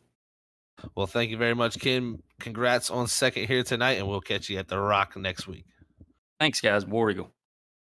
All right, everybody. That was your second place driver there. The 15 of Ken Campbell started off the season with 3 in a row wins, starting to get back into that trend of finishing up towards the front of the group. But we got a new one, a new winner here tonight. It's Cameron Sarton in the 13. He's finally broke through. It's been what I'd say it's been coming here. It's a rookie here at the league, and one that me and Sam have been touting as that next guy possibly to jump into victory lane. And here tonight, he does it with a bold move to the outside there to get the lead back from the 05 of Scott Rickard. So let's hear from Cameron Sarton on his maiden victory here at Stars and Stripes. Hey, Cameron, is Zach up in the booth? You got a copy, man? I do. What's going on, gentlemen? Well, man, I tell you what, finally able to get yourself in victory lane. We've seen it all season. Me and Sam have alluded to this in the pre-race. Even before the race, son, that you've shown the ability to have the speed to get in the victory lane. Those finishes haven't come there, man. But tonight had to work through definitely a lot of adversity there. You lost the lead on that green white checkered. Somehow the 05 loses the rear tires coming out of that final corner, man, and you make the move. I mean, take us through that because it seemed like tonight whoever could get out front and be that leader, that was going to be one of those deals that it's just tough to pass with this dirty air. Yeah, I felt like me and Scott were pretty dead even the whole race, but I felt like I was a little better than him. But it's just I was kind of chilling behind him the whole race, and I knew if like that 30 to go mark, if I got around him, I felt like I was gone. Got to his second lead, caution, literally a car length before the checkered flag. I was like, I feel like a Chase Elliott in real life here. So I was like, oh, man. So I knew it was coming. I knew he was going to send into one. I sent in one. I hit the wall, which is not meant to be there. But it worked out pretty well, and got the checkered finally. Feels like a relief. I feel like I've been up there with him. Kyle's been pretty fast all year as well. And just a matter of time, whether it was my mistakes or just kind of unluckiness. But here we are. Big relief and feels good. Yeah, man, definitely it's got to feel great, especially after last week in Richmond, man, had a dominant car there also, and you come back here at Phoenix and continue that trend of your, good short track racing, and we head off to Rockingham, I talked to Ken Campbell about this, it's not the most short track style, track. You can't really, I would say, compare Richmond and Phoenix, but the Rockingham, man, it's going to have a whole different flavor added to it. Do you think we can go off there and continue to show that pace? Because your pace has been there almost each and every week. Well, let's hope so. I wasn't feeling that good in the Phoenix, but the tables turned, I guess, for me when driving here. So, I think if I can somewhat stay up front a little bit and just kind of maintain track position, should have a chance. But I got a good team behind me that is there each and every week with strategy and whatnot. So I think all of us will have a pretty good shot, hopefully. Yeah, I think you guys definitely will too, man. Definitely shown a lot of strength this season, and this being the first time you broke into victory lane, do you feel like this is something that is kind of like a moment where you get that stress and relief off your shoulders finally, and you feel like you can go out there and it's going to be a little bit easier to probably go out there and get those victories? That like I said, the pace has been there. It's just the finishes haven't been there.